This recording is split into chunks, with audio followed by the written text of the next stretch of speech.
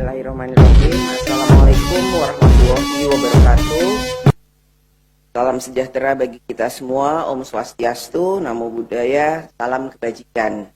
Yang kami hormati para wakil ketua DPR RI, yang kami hormati para anggota DPR RI, hadirin sekalian yang berbahagia. Puji syukur kehadirat Allah Subhanahu wa Ta'ala, Tuhan yang Maha Esa, yang telah memberikan rahmat, karunia, dan hidayahnya sehingga kita dapat hadir dalam rapat paripurna penutupan masa persidangan 2 tahun sidang 2022-2023. Sidang Dewan yang terhormat, pada masa persidangan ini, DPR RI bersama dengan pemerintah telah berhasil menyelesaikan 6 rancangan undang-undang menjadi undang-undang dan 13 rancangan undang-undang yang saat ini berada dalam pembahasan pembicaraan tingkat 1.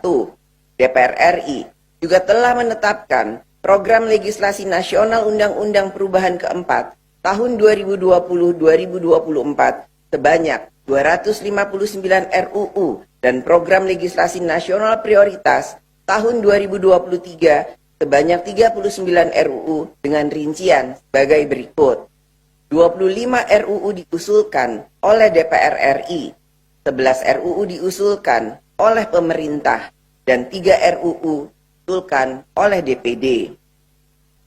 Sidang Dewan yang terhormat, dalam pelaksanaan fungsi pengawasan, selain pengawasan reguler yang menjadi urusan setiap alat kelengkapan Dewan, DPR RI telah memberikan perhatian pada berbagai persoalan yang muncul di tengah-tengah masyarakat. Antara lain, 1. Kejadian luar biasa, KLB polio dan percepatan vaksinasi polio. 2. Permasalahan gagal ginjal akut progresif atipikal. 3. Penanganan bencana alam akibat cuaca ekstrim. 4. Permasalahan guru pegawai pemerintah dengan perjanjian kerja atau P3K. 5. Blank spot siaran televisi analog serta pengadaan dan pendistribusian set-top box yang belum tepat sasaran. 6. Penanganan atau penertiban overdimension overload atau kelebihan dimensi beban. Dan 7.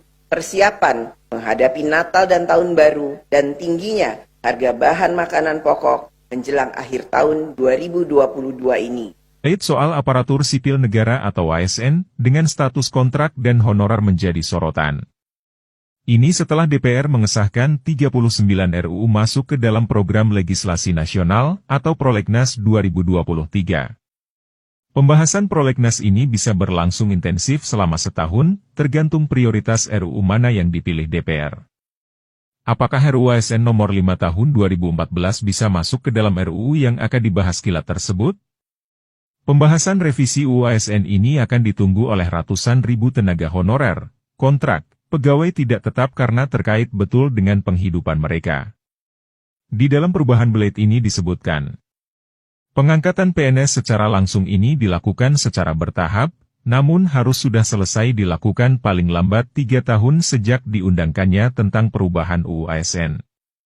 Dalam pasal baru yang disisipkan oleh DPR direvisi, lebih dipertajam lagi bahwa pengangkatan tenaga honorer, pegawai tidak tetap, pegawai tetap non-PNS, dan tenaga kontrak menjadi PNS sebagaimana dimaksud dalam pasal 131A ayat 1, dimulai 6 bulan, dan paling lama 3 tahun setelah undang-undang ini diundangkan. Pada saat undang-undang ini mulai berlaku, pemerintah tidak diperbolehkan melakukan pengadaan tenaga honorer, pegawai tidak tetap, pegawai tetap non-PNS, dan tenaga kontrak. Bahan pertimbangan pemerintah terhadap pengangkatan ASN ini, seperti tertera di bagian penjelasan berikut. Sistem kepegawaian yang tepat untuk diberlakukan pada instansi pemerintah adalah sistem kepegawaian tunggal, yaitu mereka yang melakukan pekerjaan yang sifatnya sama haruslah memiliki status dan sistem kepegawaian yang sama. Pemerintah menilai, perbedaan status dan sistem kepegawaian hanya akan mengakibatkan kecemburuan dan perbedaan perlakuan pada para pegawai yang sama-sama bekerja pada instansi pemerintah.